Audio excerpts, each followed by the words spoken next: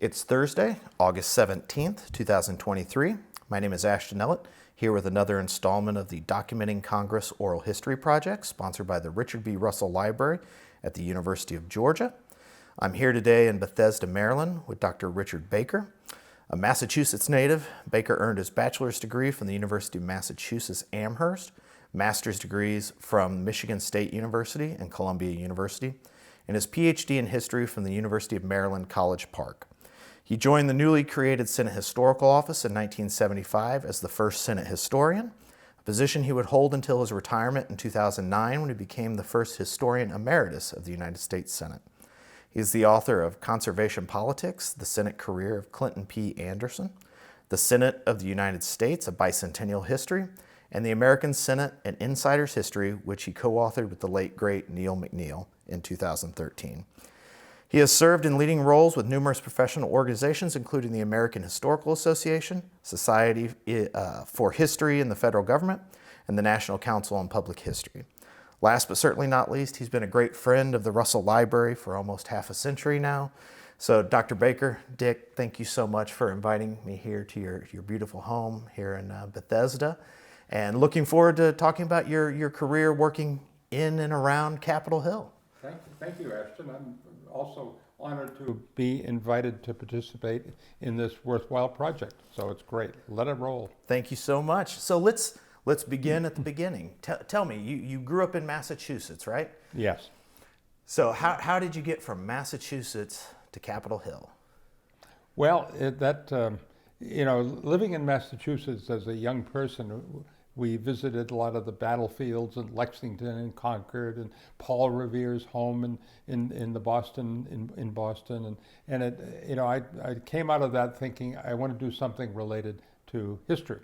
And I majored in history at the University of Massachusetts, and then went to Michigan State, as you said, to advance that history. And then I decided the way to bring it all together, and this was in the mid-1960s, when there weren't many jobs even then in the teaching of history, was to go into a related field, library, as they called it, library science. And so I applied to the best school I knew of at the time, Columbia University, and happily was accepted. And so moved to New York City, to New Rochelle, and got the degree in library science. So about a year and a half, 2-year project. And the Columbia University participated in a program with the Library of Congress. Mm-hmm. The library was interested in building a cadre of future middle managers for the Library of Congress. And every year they'd select a dozen or maybe 15 graduating library school students to be part of this program. And I was the guy they selected from Columbia. This was from library schools all over the country. Okay, it wasn't just a Columbia. And no, just only one from Columbia and only one from Stony Brook and other such places. So that just all of a sudden sounded like the ideal job. And the plan was that you moved to Washington, you'd spend 6 months in a structured orientation program at the library, moving from one division to the other, and then at the end of 6 months they'd turn you loose into a division of your choice. And the division of my choice was what was then called the Legislative Reference Service, now called the Congressional Research Service.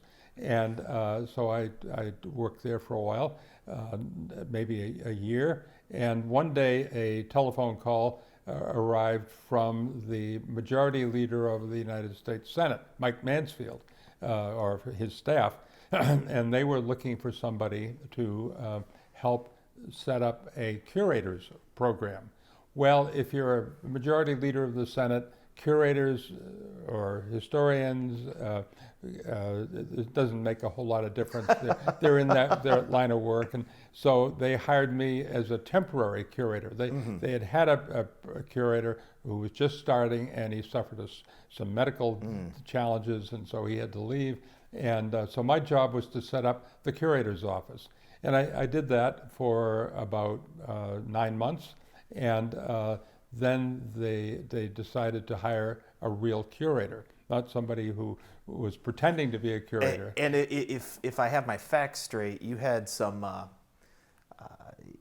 It was not a job that you fell in love with. Exactly. You had some challenges in that position.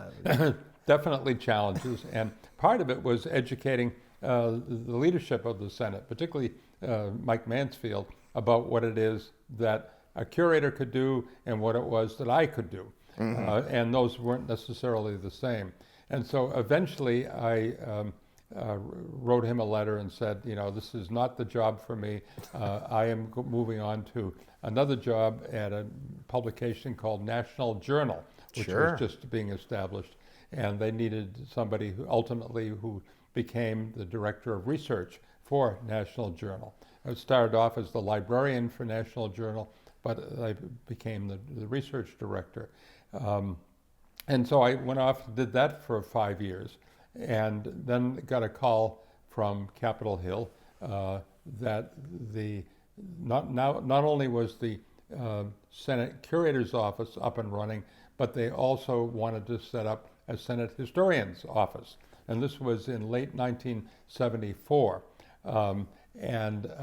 This really came about when Mike Mansfield had a conversation with the historian Arthur Schlesinger Jr. Sure. And Schlesinger's point to Mansfield was, if you expect the State Department and the Defense Department to have well-organized historical programs so that they can preserve the documents that Congress needs in terms of diplomacy and just general operations.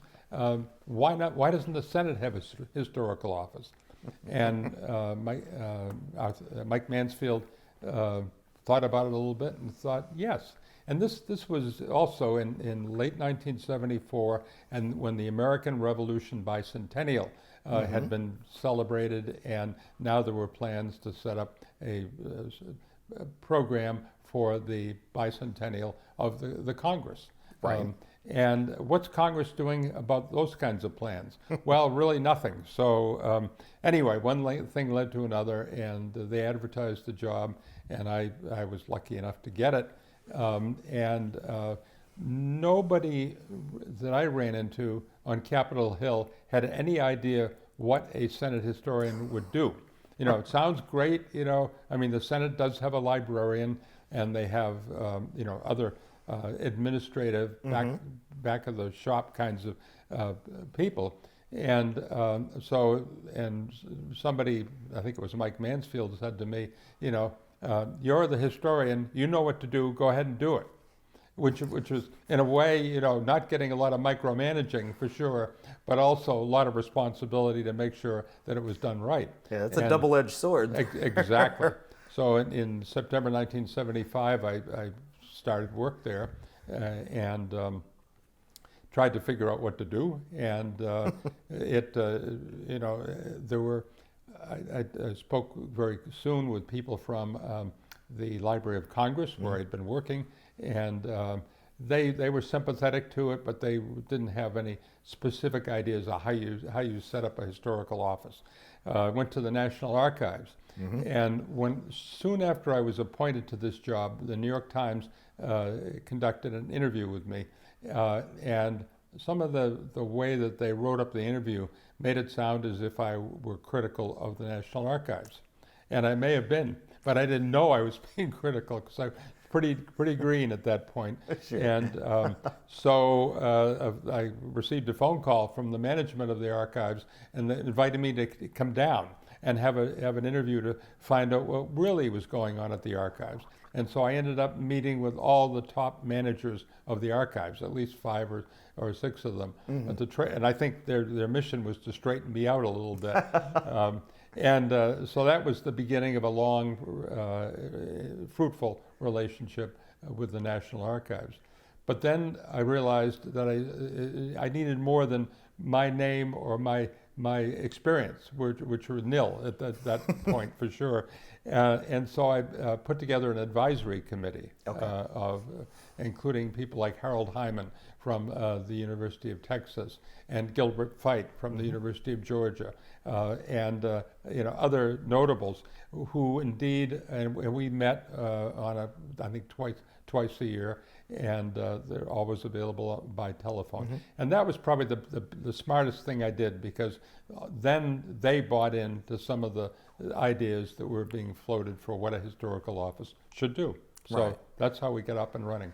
So in those early days, did you or your office, was it a blend of history, reference, archives?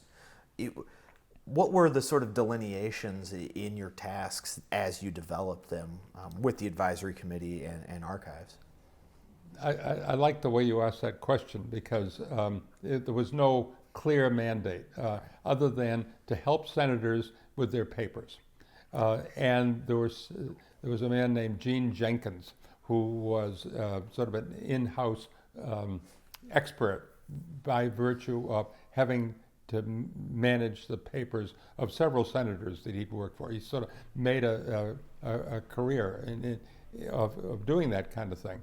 And I ran into a few other people within the Senate community who had processed Senate records, and they certainly knew a heck of a lot more about the subject than I did. And we at one point decided to bring these people together for a conference. And we had a conference in the grand caucus room of the Russell Senate Office Building in I think it was 1978. Again, Gilbert Fite was one of the keynote speakers. Cheryl Vogt was there, adding her already large fund of knowledge on congressional papers. So the wheel began to turn, and we learned from Cheryl and others about other people who had been doing this kind of work. I met Babs Raisley. Oh, Babs. who was legendary at that particular point with regard to Richard Russell's papers. The first archivist of Russell's, even if informal. But a person of decided opinion and estimable experience. So that was great. So I think that 1978 conference, sort of 3 years down the road in the existence of the Historical Office, helped us establish credibility, not only with the very few archivists out there who were dealing with Senate papers, but also with the leadership of the Senate. All of a sudden, and we had Senator Howard Baker and Robert Byrd deliver sort of keynote speeches in the caucus room of the grand caucus room of the Russell Senate Office Building, and it put us on the map, and also helped us establish further ongoing relations.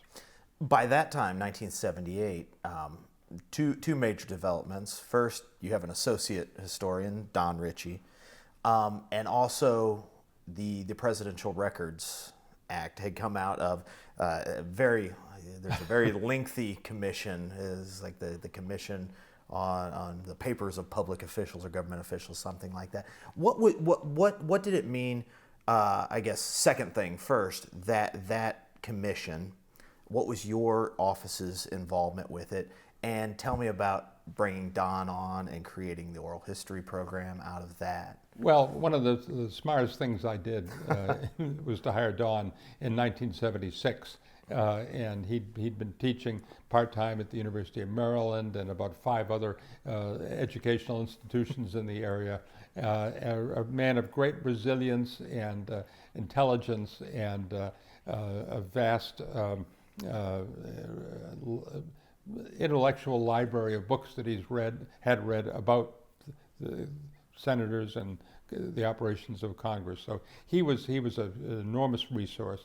And then the coincidence of both the bicentennial of the American Revolution and the Watergate and the committee to figure out how the records of Congress should be treated. that led me to accept an invitation from the Dirksen Center out in Pekin, Illinois. And they originally had invited the archivist of the United States, James Rhodes, to come out and give a talk. And something happened there. Either he was late or he missed his plane, whatever, but I was already there, so I ended up giving the keynote address. And I had no keynote address to give. So it was, it was an act of great improvisation, and but it worked, and it connected us with people like Frank Mackaman at the Dirksen Center, and a large, or not large, but a significant group of people who were concerned about proper preservation of the records of members of Congress. And microfilm was the panacea of the time. Right. Film it all and throw away the papers, and then hang on to the film. And so it was an art that was still in the process of being defined at that point. Tell me about how Karen Paul came on staff. Originally, I think she was loaned out, as they would say, by National Archives, but eventually, my guess is you saw a good thing and you wanted to keep her there. And poor Karen, we knew very quickly we needed a professional archivist, or if not a professional archivist, at least somebody to worry on a full-time job about the papers of Congress, and particularly members' papers. The institutional records of Congress, they were being sent down to the National Archives, where they were basically just filed away or without any active involvement. There was nobody at the National Archives who really spent much time worrying about the records of Congress. The division in which those records was housed was called the Legislative and Natural Resources Division, and the legislative part was a little add-on to the much larger records of the Interior Department. Those two things make no sense. No. So but Karen, she was a GS4 at the National Archives. Gosh. So, she was just basically there in a largely clerical function. And did she ever grow very quickly and rocketed up through the ranks in terms of salary? But so we were very happy to first have her on loan for a limited period of time, and then offer her a permanent job. And at that point, the people I worked for, the Office of the Secretary of the Senate, particularly thought, yes, we need somebody who really knows what the heck they're doing. And it was no reflection on me, of course, but we need a credible archivist. And so Karen's institutional record-breaking service to the Senate began at that point.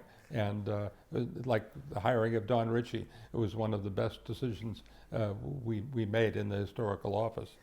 Well, a couple years before that would have been 1980, 1981.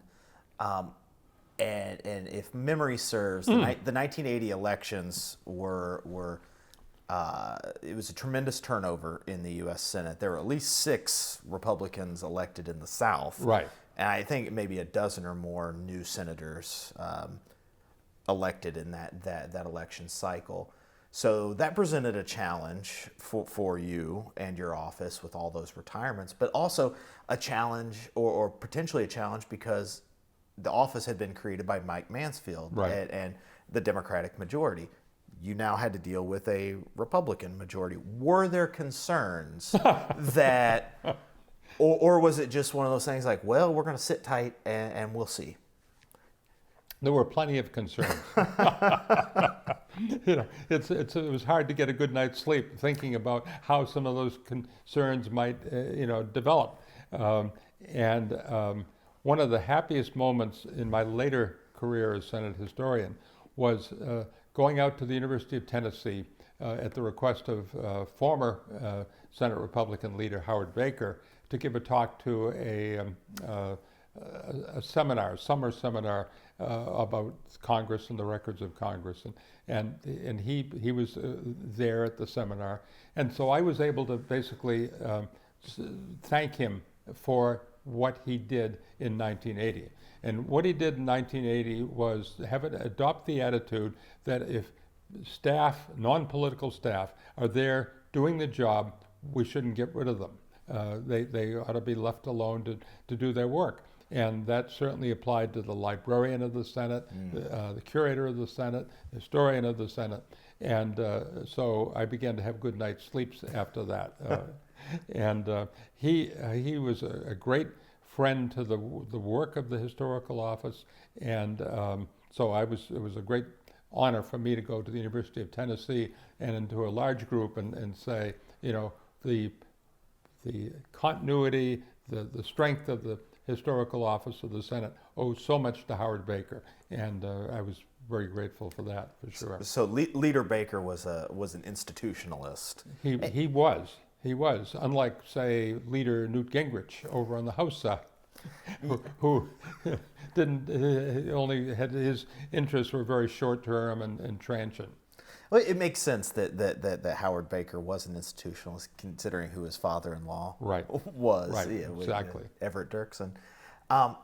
And his own father. That too, from East Tennessee, congressman, I think the 2nd district. One of those, the 1st and 2nd were always the historically Republican districts. And B. Carroll Reese. So somewhere around this time, you decided, for whatever reason, to go back to graduate school and get your PhD. One, are there more than 24 hours? Were there more than 24 hours in your day? Or how did you make the time? How did you find the time to do that? One of the defining moments in that decision was my realization that people expected me to have a PhD. Okay. Dr. Baker, at one point, one of the senior managers in the Senate, who was introducing me at a conference, walked over to the nameplate in front of where I was sitting, which mistakenly said Dr. Richard Baker, and ripped off the doctor part. Oh no! And so I didn't miss the significance of that, for sure. Well, and actually at that point I'd already began work at the University of Maryland toward a That's PhD. a bit much. Yeah, that was a bit much. Yeah. But with 2 young children, it was a bit of a challenge to get it all done. But I did in about a 7-year period, and was all able the to, best historians take 7 years. Well, on their that's PhD. right. That's right. Exactly. and was able to do a doctoral dissertation using a very rich collection of senators' papers. Clinton Anderson of New Mexico, and they were conveniently located across the street at the Library of Congress. Right. So, happily, his plan was to send them to the University of New Mexico, but then he died, and it didn't work out. So they had them, and there was a fine collection, 1,111 boxes. Oh my goodness! Hollinger boxes. So it was a great education for me, one I never would have had if I hadn't gone to work on that dissertation. Right. And then it became my first book as well. So, who was your major professor at that time, and how did that relationship work? You're his or her graduate student, but you're also the historian of the United States Senate. It was the major professor was Walter Rundell Jr., a distinguished historian of the American West, as well as the kind of mentor that every young person starting out could want to have. And he was terrific, and he had lots of connections in the fields of American history and government. So, but he also, it wasn't as if I had to prove anything to him, and he was just there cheering me on. And one of the saddest days of my life was receiving a phone call in 1982 that he died in his sleep. He was I think 52 years old at the time. Oh. And I don't know that anybody thought he had any particular problems health-wise. But then I switched advisors to Horace Samuel Merrill at the University of Maryland, who was also Don Ritchie's major advisor, and a very wise and accomplished historian. So I ended up having the best of both worlds and the two very solid advisors. And then when it came time to defend my dissertation, I put together a team and I added two people from outside the University of Maryland History Department to two U.S. senators, one of whom was Frank Moss of Utah.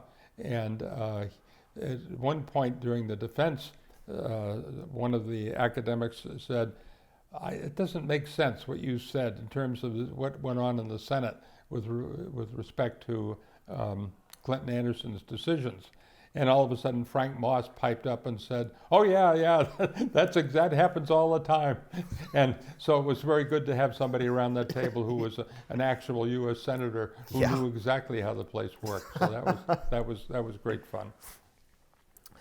So, around the early '80s, another University of Maryland PhD comes to Capitol Hill. We've mentioned Ray Smock. What was that? Obviously, the House is lagging behind the Senate, as it does sometimes. How was your office involved in the creation and helping get that up and running? But then once it was up and running, what was your working relationship with the House Historical Office? You know, there were two narratives there. One narrative was do everything we can to help the House get a historical office established. Mm-hmm. The other narrative was show no fingerprints. Don't make sure that this is not your idea, because the one realization that would have killed it cold on the House side was this is something that people from the Senate would like to see. The Senate meddling. Right, exactly. So we tried to play both of those games very well, and we were lucky that they had a number of historians for short periods of time, and then of course Ray Smock came along, and he was the ideal person for that job. So one of the things that we talked about with Ray was the advent of C-SPAN, and that C-SPAN in the House came first, 1979, I believe, but lagged behind in the Senate. Wasn't till 86, 87, right, 86. Where C-SPAN 2 gets up and running. What did that mean for the Senate Historical Office that average people could just turn on their television and watch floor debates, watch committee hearings, and actually see the workings of the Senate? Well, many people would say, what took the Senate so long? Why was the House, 5 or 6 years in the vanguard? I remember the first day of the Senate proceedings were televised. At the end of that day, C-SPAN did an interview with me and with the parliamentarian of the Senate, as sort of for some behind-the-scenes color of the place. And so right from that day on, our access to potential supporters or people who would just need to know that there was a Senate Historical Office, needed help, needed access to records of former members. Mm-hmm. All of a sudden, that just grew exponentially. No question about it. And it still took a long while because the number of people who were watching those early C-SPAN coverage was not great. Sure. And a lot of people, were interested as a curiosity and then kind of drifted away. But without question, one of the best things that happened to us was C-SPAN and Brian Lamb, who was the president of it at the time. And I think he said, I never interview anybody more than 3 times over a long period of time. But I think he made an exception for Ray Smock, and he made an exception for me. And we did many interviews, hour-long interviews that were broadcast, Sunday evenings, and reached an excellent audience. And we could always expect on Monday morning to get phone calls saying, well, I have the papers of my great-grandfather, or, I'm running into problems with the National Archives in getting access to records. So we just could not have asked for the two good things: the bicentennial and the focus on the neglected history of Congress, and then C-SPAN as an agency to help kind of push it out to a larger audience. So C-SPAN helps you, have a public face, outward facing posture. What did you do inside the Senate? Did you do regular orientations for new senators? Did you go around and just flog them with pamphlets and papers?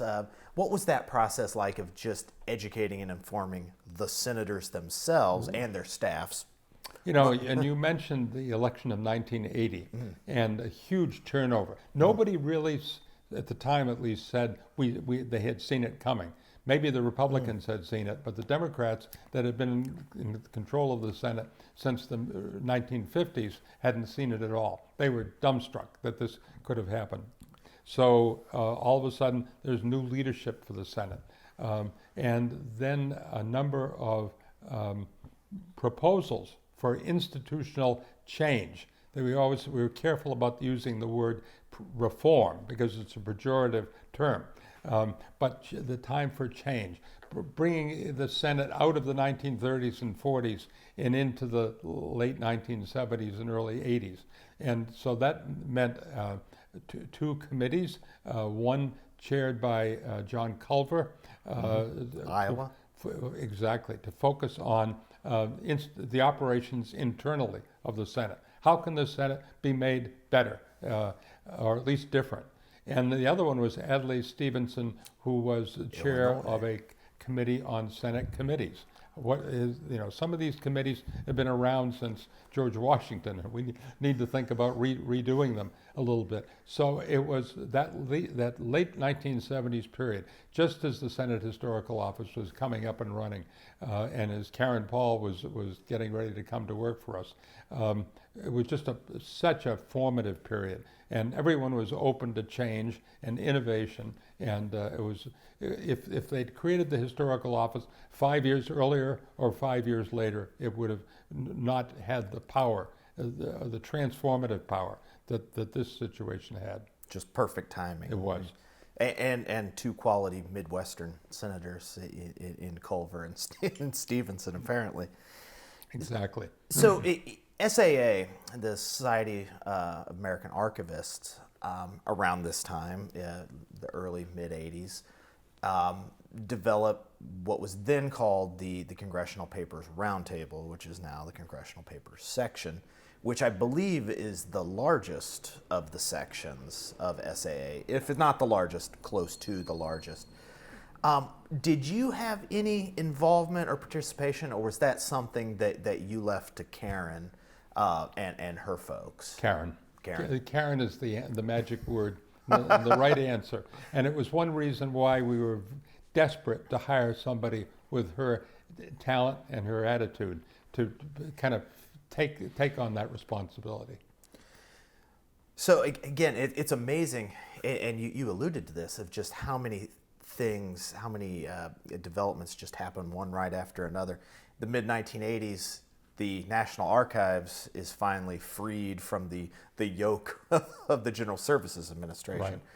What was your role and Ray's role in helping that process along?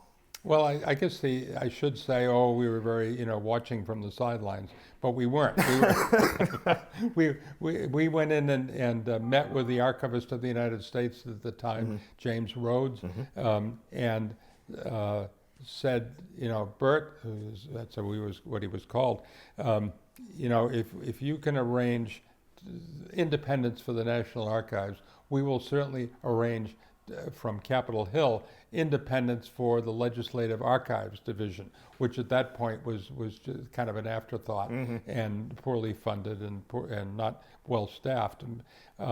And he said, well, you have a deal. We're going to do that. We're going to get independence for the archives, and we're going to get independence for the division that deals with the records of the House and Senate. And he did, and it happened.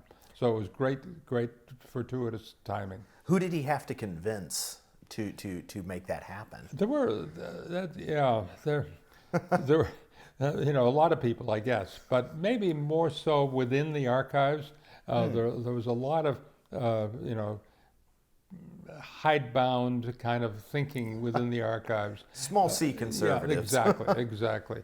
And we don't want these people from the Hill to come in and, take over our operations and tell us what to do and all the rest of it. So it was about that time that we established the Advisory Committee on the Records of Congress. That indeed brought together people from the user community, certainly from the National Archives. We wanted to make sure that they were there.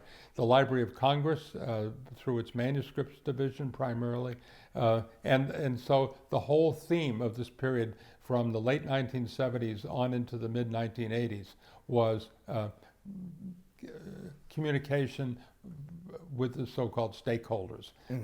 And it was amazing how much these people knew and how much they could offer. So not only did we have the 1978 conference on the records on senators' papers, but then in the mid-1980s, another conference like that, and it kept the momentum going. And this community was forming of people like the Russell Library's key people, the Dirksen Center's key people, the Carl Albert Center's key people. And so the ball got rolling very, very rapidly in the mid-1980s. So when the Legislative Archives Division, as it was known, when that transitioned into what's now known as the Center for Legislative Archives, and Mike Gillette came over from Texas. Had you known Mike before he took that position with Legislative Archives? Yes. Mike is a dynamic human being, and any time you can work with him on a project, it's going to be a successful project.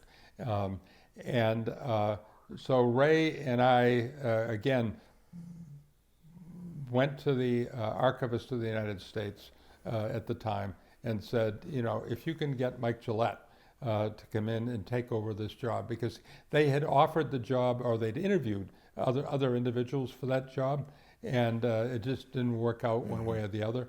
And so they were kind of scratching their collective heads on what do we do next. And Ray said, and I said, what about Mike Gillette? And that was the great question. What about Mike Gillette? He came in and inserted energy into the process and creativity, and again, the right person at the right time for the right task. Right, and I assume having Mike there made Karen's job a lot easier. I'll talk to Karen about that tomorrow. Obviously, Mike and Center for Legislative Archives handled different records, mainly the committee records, right, and things like that. So as we're going through the 1990s, and you have the advisory committee and various conferences. I think there was one up in Maine at the Margaret Chase Smith. That was a great conference. Yes. What is it about these conferences, and what's coming out of them? Is there a consensus on the records of Congress, or do like some conferences? They raise more questions than answers sometimes. What did you find as we're getting out of the 80s and into the 90s? Well, the statement, we need to do more, certainly was heard a lot at those conferences. We're at the beginning. There's so much more work to be done, but and we need the resources to do that. You mentioned the conference up in Maine and the Margaret Chase Smith Library. A few years earlier, my family and I were traveling in Maine, and I was curious about the Margaret Chase Smith Library. So we stopped for a brief impromptu visit, and walked in, and there was just one person at the reference desk, this white-haired lady who was Margaret Chase Smith. No. Yes. Oh, no. And oh my goodness, I wish I'd had a camera at the time. And she, I've had some correspondence with her, and she was very interested in the work of the Senate Historical Office and getting help with senators' papers. And so we started the conversation at the reference desk, and then she tossed me the keys to her car. And she said, "Let's go down to my favorite restaurant in downtown Skowhegan and have a good lunch." So my wife, my sons, and Margaret Chase Smith and I headed down to this restaurant. I still have the paper placemat from the restaurant signed by Margaret Chase Smith. But it was a real senator, a historic figure in the Senate. She was out of the Senate by that time, but who certainly could appreciate the need for careful planning on the management of former senators' papers. Mm-hmm. And she had some great stories about that. And so that then led up to the conference at the Margaret Chase Smith Library in Maine. But it was a great way to begin, for sure. It started like the beginning of a very, very insider baseball joke about me, my children, and Margaret Chase Smith walk into a bar. Exactly. But all these folks are coming together, and there's in '01 a Congressional Papers Forum in D.C. and it really seems like, since the impetus for this project was sort of ACSC and the founding mothers and fathers of ACSC, it really seems like, even though you could argue that 2003, 2004 is the beginning of ACSC, it really seems like that Congressional Papers Forum, where it says they're concerning themselves with the emergence of congressional centers and the desirability of concentrating your efforts on building out those centers and trying to get as many papers in centrally located places as possible, as opposed to this historical society, this regional historical society, this university, this college. Tell me about the idea of congressional centers, congressional research centers, and how the Senate Historical Office thought about that and helped build that idea out into fruition. Again, technology played a major role. We were able, within the Senate Historical Office, to create a robust database of these centers. Where are the papers of members of Congress going back to 1789? Where are they located? Nobody knows. There was no single database. And people like the historian William Leuchtenberg, at the time at Columbia, wanted to know that. And so there were others also. How can we use these papers if we don't know where they are? And how can the institutions properly preserve the papers, when we're getting all these stories of water leaks and vermin and rats and all the rest of it. So it was an idea whose time had definitely come. But we thought that the first thing would be to create a catalog of where these papers are located, which meant doing huge surveys to every, from the Library of Congress on down to the smallest one-person library elsewhere. And that took a lot of time. And it also funding. Who's going to pay for the people who do these surveys? And happily, the management of the Senate, and with our own advisory committee on the records of Congress, people like William Leuchtenberg and Gilbert Fite would say, absolutely, you need to do this. And it's a shame that it's taken so long, but we need to get moving. And so all of a sudden, the funding was there. And it wasn't a huge amount of funding, but it was timely funding, for sure. Well, and I think as somebody who went through graduate school, got a master's and PhD in history, doing political history, scholars of my generation just took that for granted, that there was going to be a congressional biographical directory, and there's just going to be a tab online that says research collections, and you click on it, and you see all that. You see where the main bulk of the collections are, even down to oral history with that person, or related collections or materials related to them in other people's collections. So I guess that's a long way of saying thank you for doing that. It made my job and life a lot easier between 2008 and 2017. So the ACSC is the Association of Centers for the Study of Congress.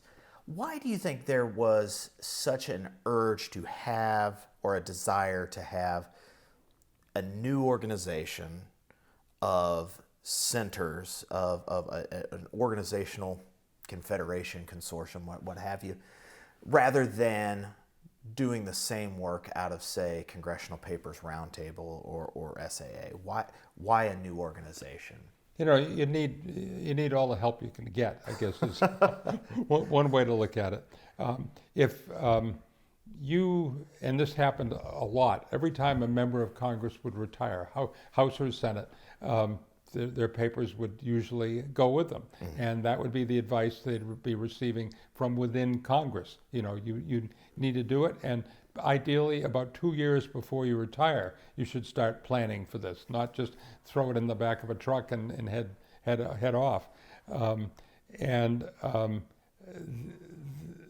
If you are, the person who was hired to manage these papers, your first question was going to be, who are my fellow sufferers? Who's been through this? Yeah. And we don't need to necessarily call the Library of Congress because they're so vast, and they've been doing this for a long time. Mm-hmm. We need somebody to tell us about the individual collection. What do you do with 40 boxes of records that have come, some of them, and this was the really key issue, some of them with confidential matters, not only national security confidential, and there's plenty of that, but as we know from current headlines, what do you do with all that? But also the constituent correspondence. Sure. Somebody's writing, and I've got, this problem with my spouse who drinks too much, and what do we do? Right. What are we going to do about that? Those case files. That's exactly the magic 2 words: case files. Oh. And do we throw them out? Do we save them for 50 years? What's the process? Mm-hmm. And so, if you're a newly hired records manager or archivist at a university somewhere out in the western part of the country, or anywhere up in Maine, Florida, how do you go to the people you work for and justify getting more funding to process these papers? Is this the first time it's ever happened? Where do you need strength in numbers, for sure. And that's where these associations really came in extremely to be important important players in that particular conversation. Yeah, you need somebody to call when a semi truck pulls up with 10 tons of boxes exactly. and crates, and you're a 2-person operation with some students, maybe. You immediately, before your eyes flashes, how am I going to spend the next 10 years of my life? Which did happen, I think up at the University of Vermont when George Aiken's papers were done. It was a 10-year process to make those open and available, and there are still some collections that are congressional collections, I know, some in Georgia that are still languishing unopened. For many of those same reasons, that they just don't have the resources for it. Was there ever an effort to define what a congressional research center was, or was this more of an effort to say, the more the merrier, everybody, let's put everybody's shoulder to the wheel?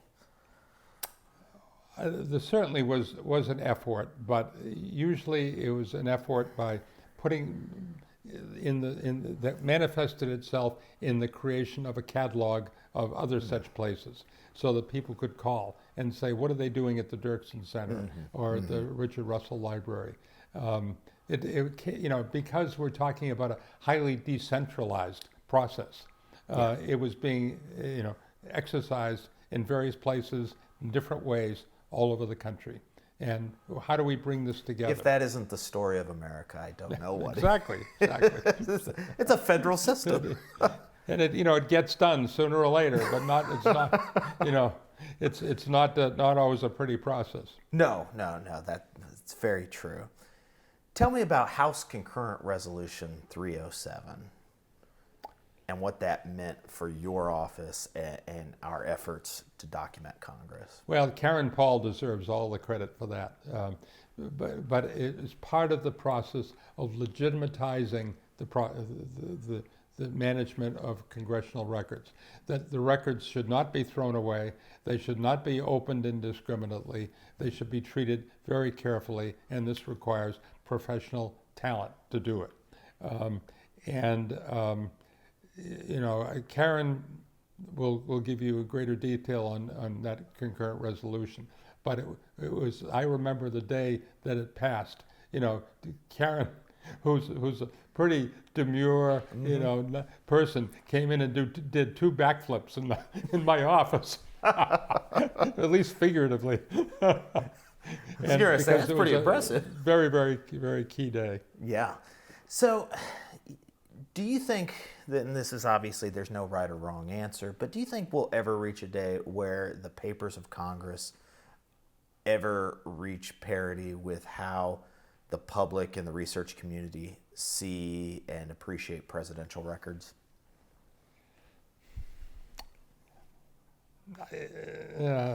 That's a very. I think I know what you want to say.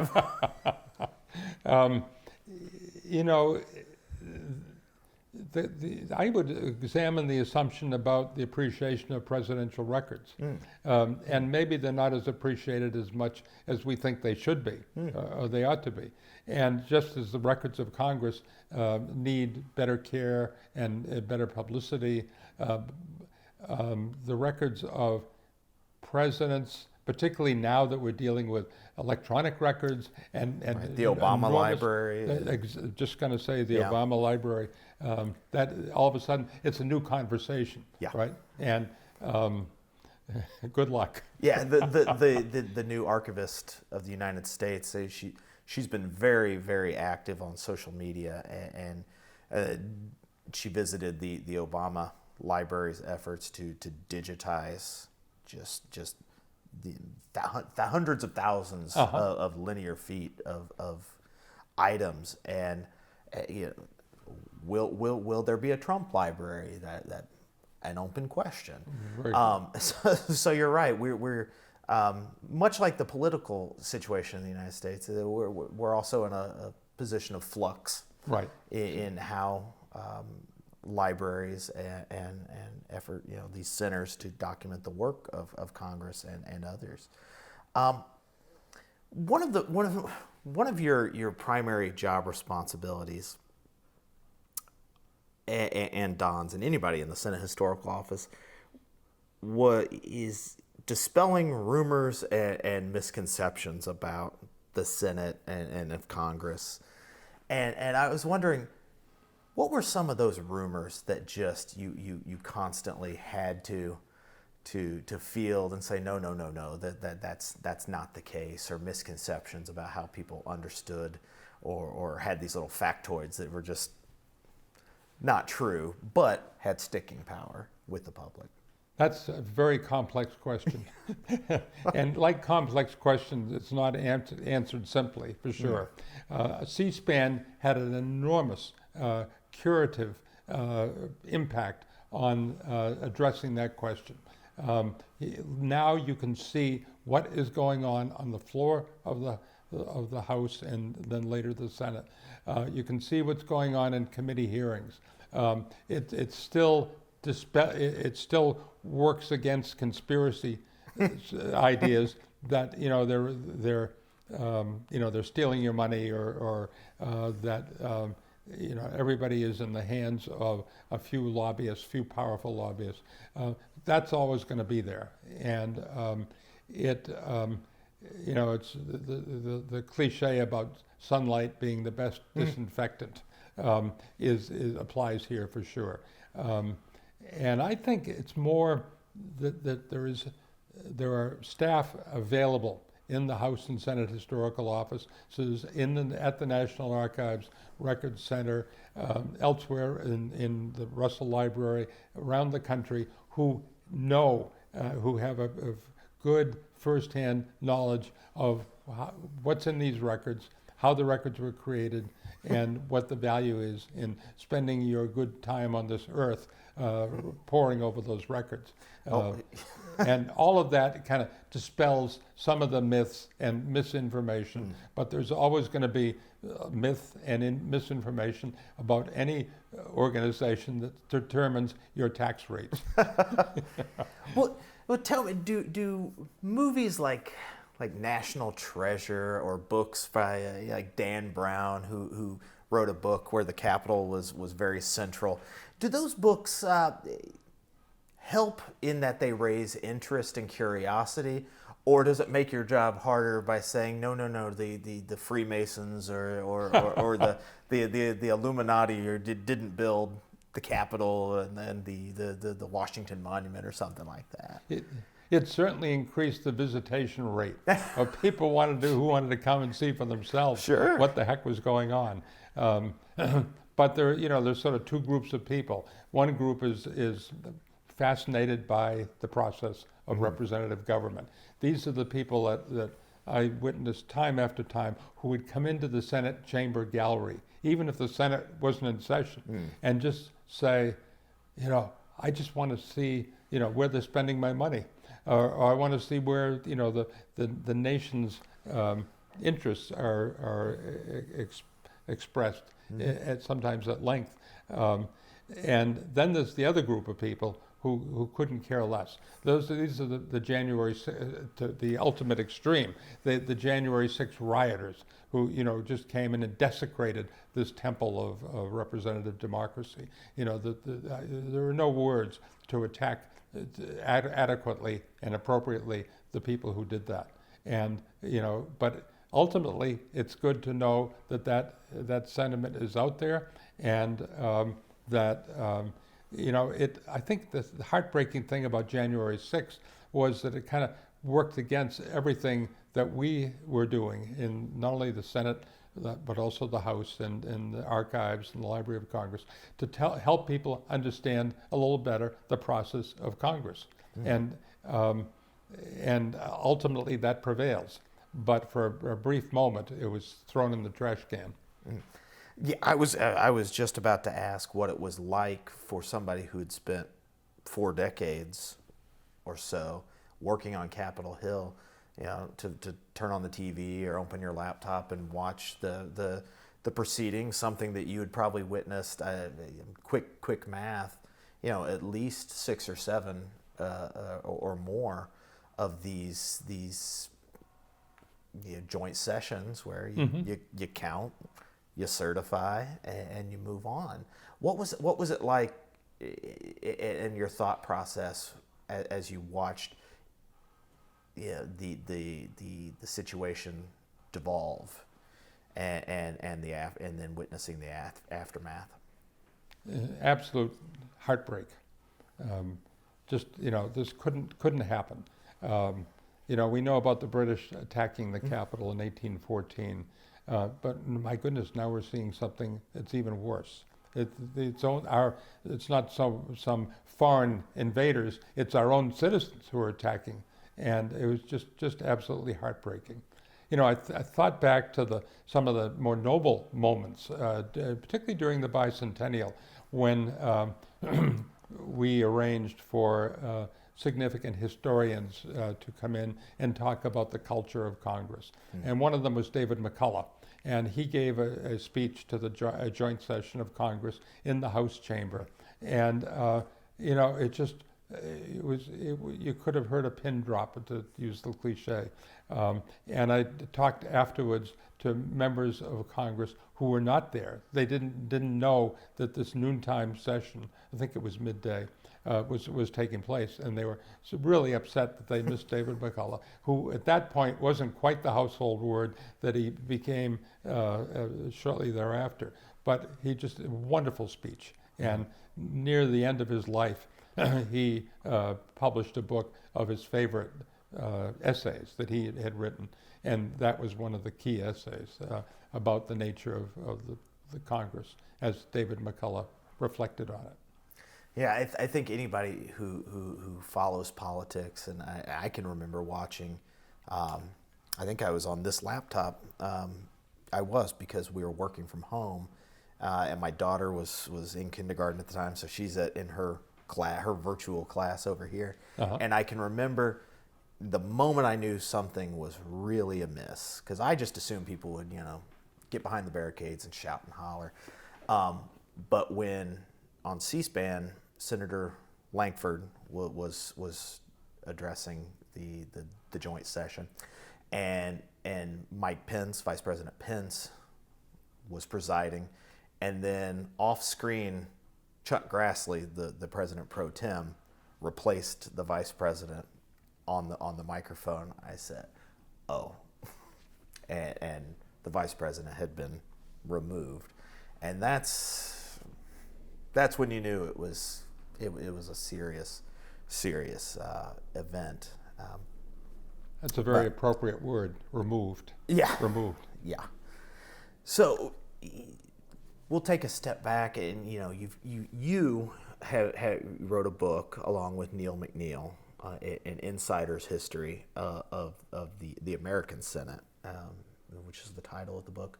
Why did you want to write that book, and what were the main conclusions and takeaways from someone who had worked so closely with the Senate's history, both cultivating it and curating it itself? For close to 40 years, I've heard people say, recommend to me the one book that will give me a sense of how this place operates. And along the way, there have been some candidates for that one book. And the American Senate, An Insider's History, is not that book. It is an effort to go in that direction. But it's a lifetime process to try to figure out how Congress operates. Is it from the perspective of the average citizen? Is it the perspective from a historian, from a political scientist, a journalist? Whose take are we looking at? And Neil McNeil was a noted journalist for Time magazine who wrote a book called Forge of Democracy on the House of Representatives, and I believe he wrote that book in the late 1960s, and it sold very well. So then, as years went along, he wanted to do a counterpart volume for the Senate, and he worked and worked and worked, and but then his age and his health began to catch up with him, and so he and I had lunch on a regular from time to time, not all the time, but talking about the Senate, and his daughter, near the end of Neil's life, asked me if I would be willing to kind of help him out, get this book published, because at that point it would have been probably a 900-page book. He'd written so much, and so and then he passed away, and so my job was to basically rewrite the book, or to reconceive the book. It was Neil McNeil's structure, and with a series of chapters that are topic-based. And I think I would have preferred to write a chronological narrative rather than keep changing every new chapter. But that was my job, to try to salvage that project. And there was a lot that he hadn't gotten around to write. And so our goal was to smooth out the narrative, make sure there were no obvious gaps. Sure. So it took me 3 years to get that into shape. And